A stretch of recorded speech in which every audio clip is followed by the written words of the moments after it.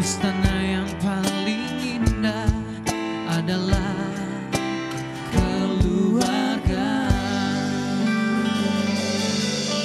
Kembali di Ngobrol bareng Gus Miftah Los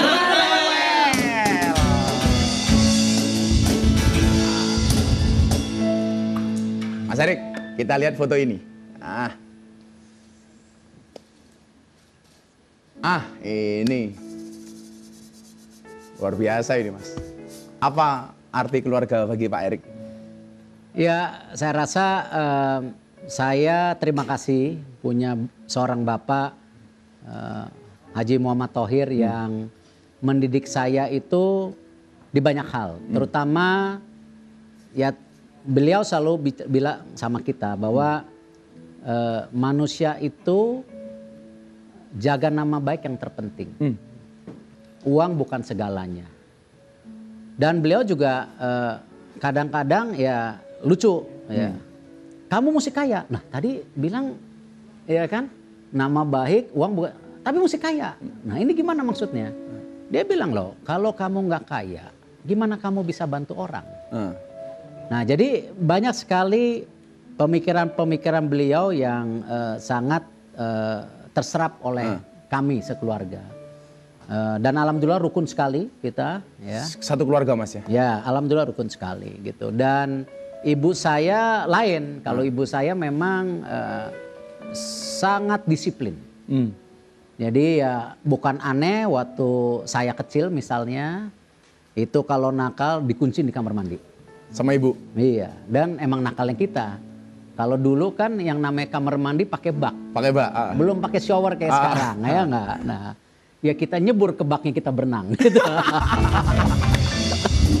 Tapi saya secara pribadi meyakini kok, Mas, orang luar biasa atau berangkat dari keluarga yang luar biasa. Iya, iya. Saya sangat setuju karena itu penting sekali ke depan Indonesia juga harus dibangun dari keluarga. Ya. Kita lihat foto ini, Mas. Ada siapa aja ini, Mas Erik, di foto ini? Ada Muhammad Lutfi, sekarang Muhammad jadi Lutfi. Dubes Amerika. Ya, Mas Lutfi. Ada Mas Sandi, ada Mas Indra itu kakaknya Mas Sandi. Ada istrinya Mas Sandi. Tahun itu. berapa ini, Mas? Ini masih imut banget nih Pak Erik ini. Iya, ini di Boston, di depan Hard Rock Cafe tuh ada itunya tuh. Oh iya, Drog ya. Ya, kalau dulu beli kaos Hard Rock Cafe keren, ingat nggak? Iya, kalau dulu, kalau sekarang udah biasa. Nah, ini beli di Hard Rock Cafe beli kaos. Kebetulan saya waktu itu di sekolah di Los Angeles. Lutfi waktu itu di mana ya? Nah, terus ya dalam perjalanan itu ya kita kumpul-kumpul, emang teman baik kok. Itu. Ini saya punya video, Mas, soal Pilpres kemarin. Mana tadi? Mana? Jadi ada Pak Erik, ada Mas Sandiaga Uno. Baiklah, tadi ada sambutan dari Ini dia. Aduh, mesra sekali. Masih bisa pelukan. Masih bisa pelukan ya. Ini kan kemarin beda gerbong. Beliau cawapres, Mas Erik ketua tim sukses dengan gerbong yang berbeda. Memaknai persahabatan seperti apa sih? Iya, saya rasa begini. Ini kan penting bahwa yang namanya perbedaan pendapat itu hal yang biasa. Melontarkan pemikiran-pemikiran yang berbeda hal yang biasa. Tapi juga jangan kita dikotori atau sehingga politik itu harus pecah belah. Karena kenapa? Kalau tadi para pemimpin ya kita pecah-pecah seperti ini, yang rugi rakyatnya. Justru kan bagaimana kita itu harus saling mengkritisi tapi dengan domain yang baik, rakyatnya pintar ya, dan karena itu introspeksi dari tadi publik masyarakat, apalagi sekarang saya di pemerintahan ya, harus menjalankan semuanya itu dengan transparan. Nah, dan ujungnya buat siapa? Kesejahteraan rakyat. Nah, jadi menurut saya selama konteksnya baik ya hal yang baik gitu. Dan jangan gara-gara hal itu persahabatan jadi rusak. Ya kan? Artinya sampai hari ini dengan Mas Sandi fine ya? Baik, kemarin Mas Sandi ke kantor saya. Dia mau lulus doktor ya. Salah satu studinya mengenai BUMN. Ayo. Betul. Dan alhamdulillah studinya baik menurut saya. Dan beliau kumlot. Iya. Dan bagus, kenapa di studinya itu misalnya bahwa di BUMN itu penting sekali punya dirut dan direktur keuangan yang baik. Lah ini ngomong direktur Mas. Setuju. Ini ngomong direktur ini. Jadi karena Pak Erik ini solidar dengan teman katanya, sampai-sampai kemudian menjadikan komisaris dirut teman-teman sendiri. Bener apa enggak sih Mas? Salah. Salah ya? Semua proses direksi dan komisaris itu ada prosesnya. Bagaimana juga kita harus mengkombinasikan. Ya, kalau sekarang didebatin, oh ini ada relawan, ada partai politik. Selama mereka menjadi bagian, ingin ada perubahan dan KPI-nya sesuai dan komposisinya baik. Contoh, misalnya di suatu bank, ya kalau komposisinya lebih banyak tadi.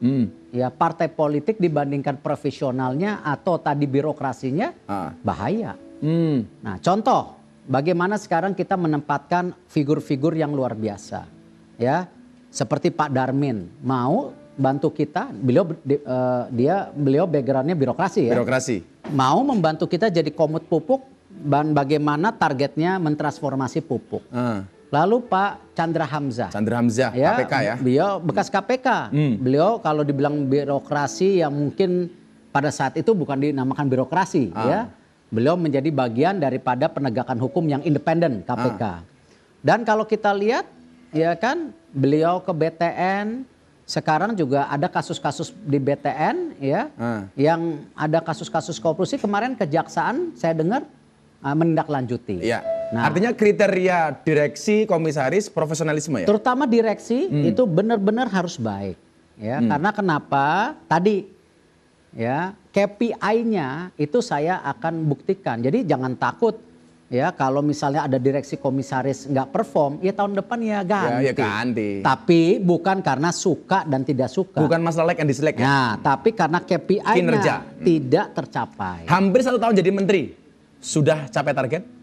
Saya rasa alhamdulillah kalau targetnya dari Bapak Presiden waktu itu ada 12 target. Ya alhamdulillah 10 berhasil. Satu yang tidak berhasil waktu itu mengenai kerjasama Cilacap dengan Aramco. Aramco ya. Tetapi kita ganti dengan ADNOC sekarang. Ya. Yang kedua kereta cepat Jakarta-Bandung ya on progress tapi agak delay sedikit ya. Yang lainnya alhamdulillah bagaimana sinergisitas antara PT Kereta Api dengan MRT Jakarta yang kita membangun ini bersama atau yang ada itu waktu itu sama Pak Anies ya. Waktu itu Pak Ganjar juga bagaimana BUMDes bekerja sama dengan BUMN Semen di Rembang yang sempat demo dulu ya kan. Bagaimana sekarang kita libatkan desa-desa menjadi bagian dari proyek PSN. Nah, ini kan kinerjanya banyak Mas. Tapi waktu lalu kita melihat ada tagar deh, video. Kalau nggak salah ada di sini. Erik out waktu itu. Ya. Tanggapan Mas Erik? Begini, kalau karena dinilai gagal katanya. Ya itu kan bagian dari penilaian. Ya saya rasa ini era demokrasi ya. Dan kita itu kan kerja di kantor pasti ada outnya.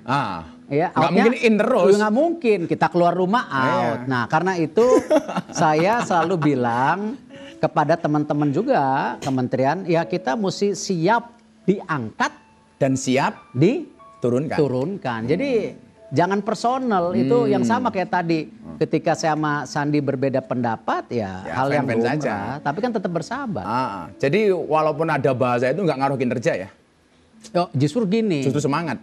Kalau ada kritik ya yang benar-benar harus kita jalankan itu hal yang bagus. Ya. Tapi kalau haters apa ya nggak apa-apa itu bagian. Saya selalu mengatakan begini Mas, Gus Miftah punya quote begini. Ketika ada orang lain membicarakan kekuranganmu, tersenyumlah. Iya. Kenapa? Kekuranganmu saja diperhatikan, apalagi kelebihanmu.